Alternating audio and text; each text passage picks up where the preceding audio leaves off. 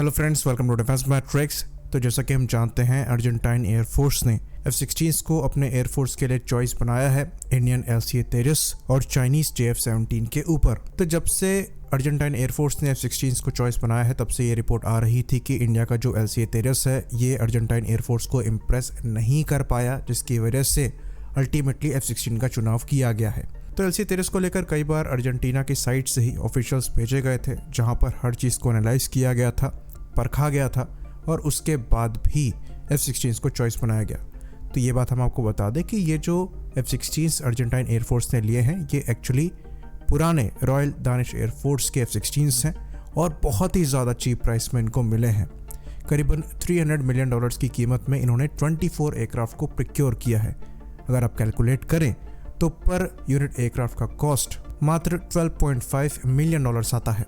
तो ये बात हम आपको बता दें कि ऐसा बिल्कुल भी नहीं है कि स्पेशल ट्रीटमेंट इनको मिला है और सस्ते में एयरक्राफ्ट इनको दिए गए हैं। ये एक्चुअली पुराने F-16 हैं जो कि रिटायर होने की कगार पर हैं और इनको 1980s में प्रोक्योर किया गया था। ऑल्दो बीच में इनका मॉडर्नाइजेशन किया गया है, पर फिर भी मॉडर्न स्टैंडर्ड के तो ये कहीं से भी नहीं है।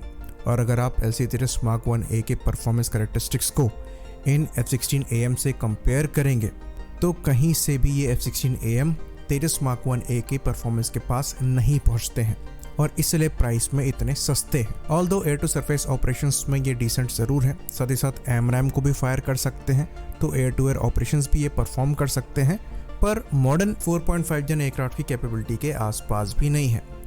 अगर यहीं इनके द्वारा LCA तेजस Mark 1A चूज़ किए जाते तो कम से कम इन्हें ये एयरक्राफ्ट स्पेयर्स वेपन्स के साथ इनको कम से कम $60 से $70 मिलियन पर यूनिट पड़ता। तो एक तरीके से F-16 के साथ इनको बहुत बड़ा बारगेन मिला है। साथ ही साथ जो इनके रिक्वायरमेंट्स हैं वो भी एड्रेस हो रही हैं। बाकी जो एक और पॉइंट रेस किया गया है LCA तेजस के ऊपर F-16 को चूज़ करने को लेकर, वो LCA तेजस में होने वाले ब्रिटिश पार्ट्स का यूज़ है।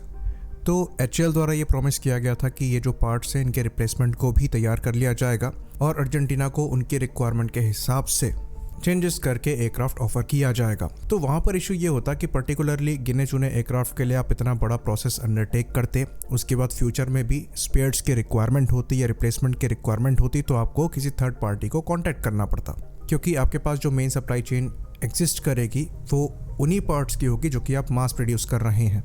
तो लॉन्ग टर्म में अगर आप यूसेज को देखें तो F-16 को यूज़ करने का फ़ायदा नज़र आता है, क्योंकि इतने वाइड रेंज में इनके ऑपरेटर्स हैं और अभी भी कई कंट्रीज़ नए F-16 को प्रोक्योर कर रही हैं, तो इनके स्पेयर्स की जो अवेलेबिलिटी है ये काफ़ी अच्छी है।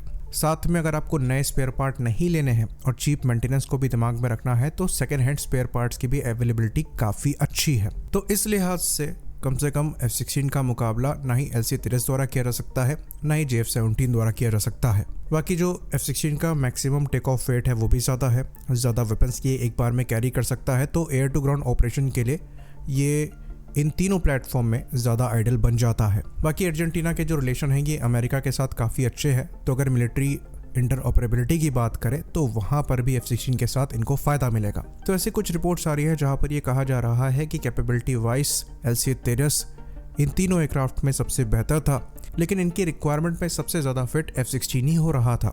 बाकी JF-17 को लेकर जो कमेंट है वो ये है कि इस प्लेटफॉर्म से अर्जेंटाइन एयरफोर्स सबसे कम इम्प्रेस थी। इसके पीछे रीज़न ये था कि कैपेबिलिटी वाइज भी जो JF-17 की लेटेस्ट वर्जन है ये LCA तेजस से इन्फीरियर है, साथ ही साथ वहाँ पर मेंटेनेंस भी कंपैरेटिवली ज़्यादा है। चाइना द्वारा अपने चाइनीज़ इंजन और इजेक्शन सीट के साथ ये प्लेटफॉर्म अर्जेंटीना को ऑफर किए गए थे, जिनकी रिलायबिलिटी पर फिलहाल क्वेश्चन उठता है।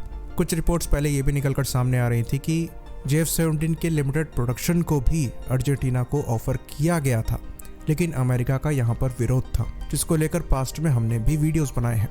तो कई फैक्टर्स थे जिन्होंने अफेक्ट किया F-16 को चॉइस बनाने को लेकर, लेकिन अगर अल्टीमेटली हम चीज़ों को देखें जहाँ पर हम अर्जेंटीना की फाइनेंशियल कंडीशन को भी ऐड करते हैं, तो वहाँ पर F-16 ही बेस्ट चॉइस नज़र आ रहा था। अब सवाल खाली यहाँ पर ये होगा कि इन प्लेटफॉर्म की सर्विस लाइफ कितनी बची है, क्योंकि ये पहले ही इनिशियल लॉट के F-16 है, तो डेफिनेटली जो एयर फ्रेम है इसकी लाइफ कम होगी, क्योंकि ये एयर फ्रेम ऑलमोस्ट 30 से 40 साल पुराने हैं। बाकी अगर इंडिया से LCA तेजस लिया गया होता या फिर चाइना से JF-17 लिया गया होता तो वो इन्हें ब्रांड न्यू मिलते, जहाँ पर ओवरऑल लाइफ ज़्यादा होती। तो एक तरीके से ज़्यादा पैसा लगाने के बावजूद इनको ज़्यादा लाइफ भी मिलती है क्राफ्ट में। तो ये एकदम से बार्गेन भी नहीं है। आई होप इन्फॉर्मेशन यहाँ पर क्लियर रही हो। इसी बात पर इस वीडियो को हम खत्म करेंगे। लाइक करिए, सब्सक्राइब करिए। जय हिंद।